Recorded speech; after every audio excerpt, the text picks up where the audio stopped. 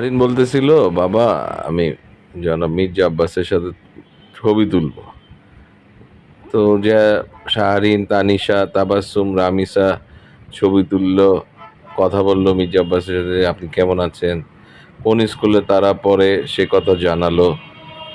মাশাল্লাহ, আমি তাদের ছবি তোলার ইচ্ছা দেখে অবাক হয়েছি এবং খুব সুন্দরভাবে তারা ছবি তুললো এবং মির্জা আব্বাসের সাথে, জনতা মির্জা আব্বাসের সাথে কথা বললো।